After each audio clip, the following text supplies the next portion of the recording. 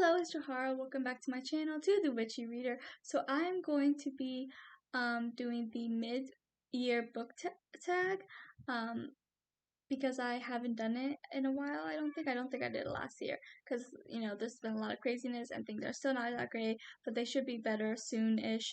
So I wanted to try and film this video. So let's get into it. Question 1, best book you read in 2025. Oh my gosh, that's really hard. There's been so many. So the first book I think I read was One of Us is Back, which is the last book in the One of Us is Lying trilogy. I read the first two at the end of last year, and I read this one at the beginning of this year. Fell in love with it. It was amazing. I don't know if I'd say I like it better than the first one.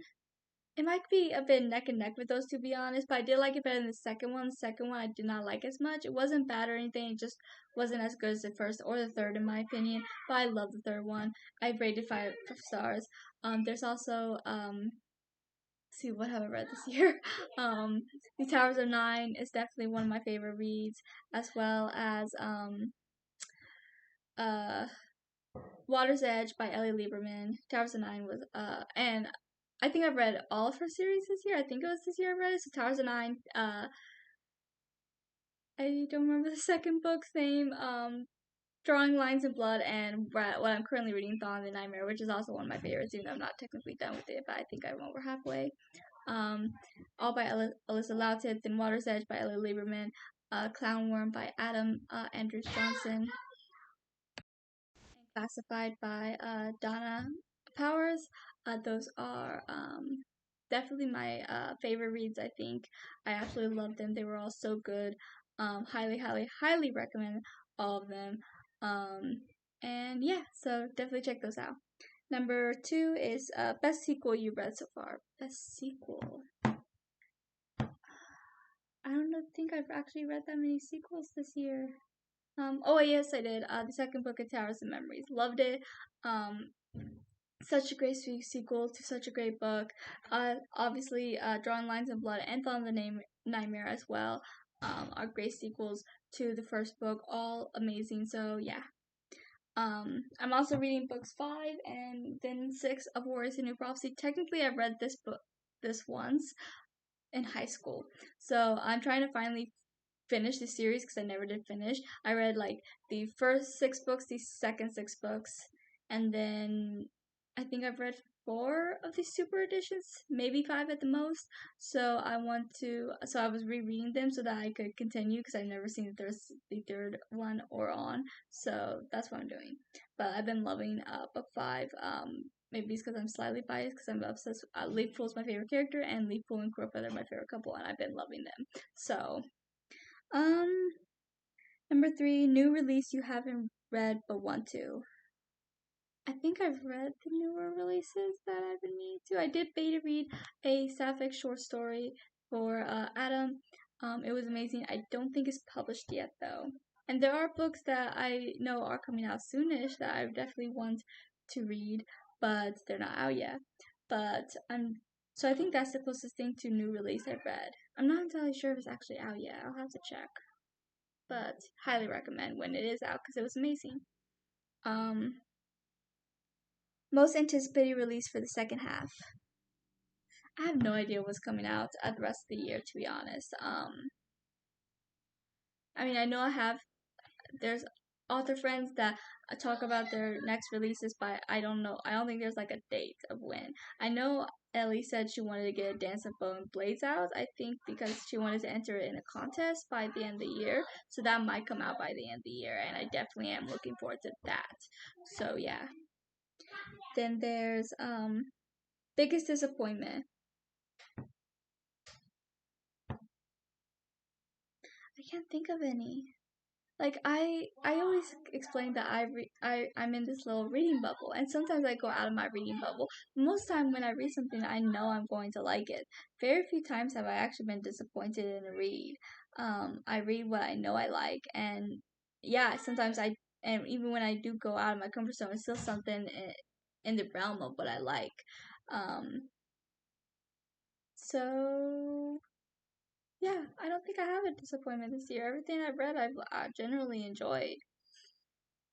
Um, biggest surprise. I want to say One of Us is back. Um, because I mean, I was surprised by the first book, One of Us is Lying. Even though I like mystery, I haven't read much mystery books. I mean, I've watched some mystery TV shows. Like I love Pretty Little Liars, one of my favorites. But and I want to get more into mystery after reading One of Us is Lying. But after the second one wasn't nearly as good as the first one, I was like, oh, is this book? I think I procrastinated a lot to read the third book because I was, even though I liked the second book, I didn't love it like I did. I guess that was like kind of a disappointment, but it was technically last year. I read it at the end of last year, so it wasn't this year, so I don't know if it counts. But I still liked it. It just was a bit more disappointing because I didn't think it held up to the first one nearly as much.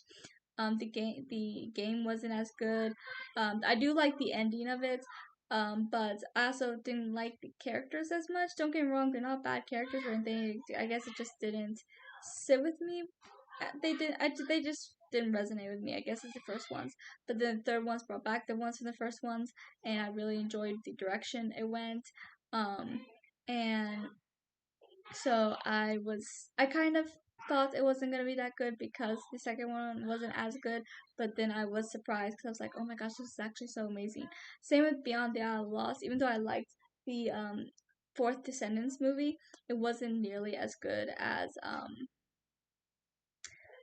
the other three. So I had reservations about the book, and even though I still don't think the book was as good as the rest of the books, it still surprised me because I thought I wouldn't like it as much as I did. Still wouldn't say I loved it, but yeah. Um, Next is new favorite author. Alyssa Loughton. Like I said, I think the Towers of Nine I read this year. If I read it last year, then it would have been the end of last year. But I've read the rest of her series, or at least I'm going through the rest of her series. I'm reading the last book that's actually published in the series so far. And I have been loving her work. Her writing style is amazing. Her characters are amazing. And I've been loving it so much. And I guess I say Alyssa Loughton. Um, Newest fictional crush. That's a good one. I don't have too many fictional crushes because I am a lesbian, but I'm also aro ace, so it's like makes it a little difficult. But every so often, I'm like, oh my gosh, yes, her, I'm in love with her. I do have some TV characters as well as book characters where it's like, yes, I'm in love with her. And I fell in love with the main character of Water's Edge. Okay, oh my gosh, I have a book review for Water's Edge planned. I mean, I already filmed it and edited it. I just haven't uploaded it yet. I wanted to get this video out first, to be honest. So I'm trying to film it and edit it before I get some of the book reviews I filmed out. But oh my gosh, yes, I'm in love with her. I'm also absolutely. Love I love Seraphina as a character. I don't know if I say she's my crush just because I feel like she, and even though I like characters like that in TV, I feel like in real life, I'd probably go for Angelina, to be honest. Someone like very like me, like happy and positive and stuff. Um, Newest favorite character. Probably the main character, Gretchen. Yeah, that's her name. I almost forgot her name. Gretchen in Water's Edge, as well as Featherus in Towers of Memories. I love him so much. He's probably my favorite character there. Seraphine is probably a close second. And Jarek is kind of getting up there too. And I think those are my top three. I love Celica and Russell too, but if I had to choose, those would definitely be my top three. And then I really liked Tawny as well as Binks in Clownworm. So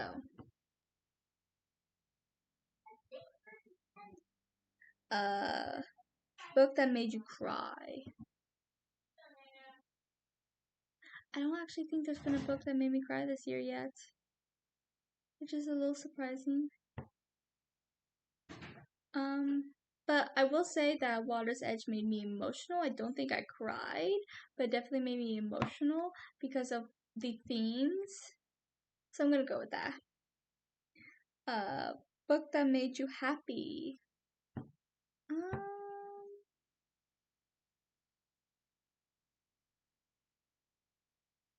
Classified, I think, by Donna. I mean, it's my favorite book of her series so far. It's not out yet. It's called The Asher Chronicles, and it it still had, even though it's more intense and stuff, the kids are older, and there's definitely more intense stuff happening now with them. Um, it still has that like sweet feeling that the first book had. So yeah.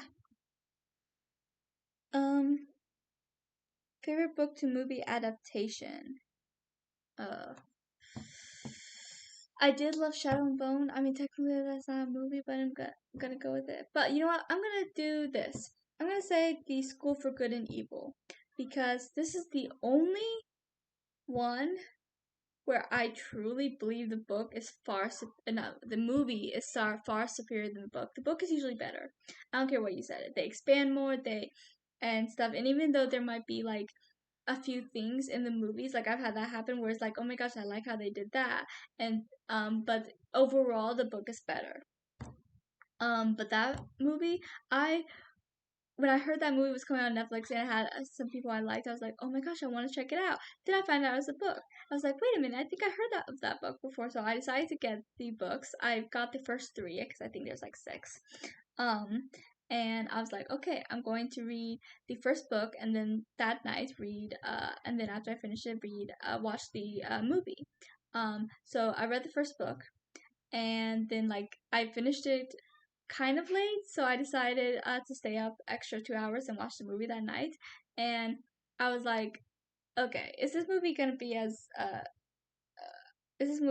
be good? Because the book, even though it wasn't bad, but it wasn't great either. Like I had a few issues, but the movie was so much better. I think I did a video on this channel, analyzing it and why I thought the movie was better. Um, and I don't want to go too much dive too deep into that in this video because that's not the point of this video, but I have several reasons why I think the movie was better, so I highly recommend checking out my video about the movie and why I think it's better than the book, and I definitely dive deep on why and the reasonings. So yeah. Favorite content you created this year? I haven't been creating that much, to be honest, because there's been a lot going on. But so yeah, I honestly don't know what I've even created this year. So um, most beautiful book you bought this year? I haven't bought any book this year because, like I said, a lot's been going on. Money's been strapped. I'm hoping to buy some books. I have some books planned I want to buy. Um, There is some books I'm planning to buy once I have the money, which should be within the next few months. Because I mean, I want to rebuy the Grishaverse books because I don't own them anymore, sadly. And my mom and I plan to do a book club, anyways. We're gonna do so. Just to let you guys know, when we do, we're gonna be doing vlogs and each vlog for each book. So we're gonna read all the Grishaverse books, the Shadow and Bone trilogy, the Six Coast duology. She's already seen the show, so and the King of Scars duology. So yeah, so each book will have its own vlog when we do that. It probably won't be for a few more months because I have to buy new copies of the books. But yeah, I also want to buy some of the indie books that I read. I prefer having the physical copy because I prefer reading physical, and I love having my books and rereading. So, but since I haven't been able to buy books, I've been, reading them online and stuff. Like if the author sends me a copy or reading them on KU or something like that. Um, so that's what I've been doing. But I do want to buy a lot of those indie books to have on my shelf and to tab and reread because some of them I've only read once and I wouldn't mind rereading again. So yeah. What do you need ready by the end of the year? What do you need to read by the end of the year? Well, I want to get further in Warriors. Like I said, I'm on book 5 of the I lost train of thought. New Prophecy, and then I want to read book 6. I want to read the third. I want to say I want to finish Warriors, at least the books that I own, because I don't own all the ones that are out. I own, what do I own? I do have a couple that's lost. I own the third series, the fourth, the fifth. I think I only own like 2 or 3 because some of them got lost in either storage or the fire. And then the sixth, I think I own. And then I own most of these super editions, not all, and I think I own most of the novellas, but not all. So I want to say I want to read all those, but no promises. So I want to at least get further in it and maybe even read Survivors because I own that. I used to own Bravelands. Sadly, I do not anymore, but I want to buy Bravelands so I could read that. But that probably won't be this year. But so I definitely want to get further in Warriors as well and read some more indie books. So I have a whole list. I have several Barb Lieberman's books on KU. I think my KU is filled with a lot of her books, but I have some other indie books on KU that I really want to read. So yeah. Thank you for watching. Please like and subscribe and comment if you've read any of these, if you want to read any of these. If you want to do this video, I highly recommend you doing it, and I will chat with you guys next time.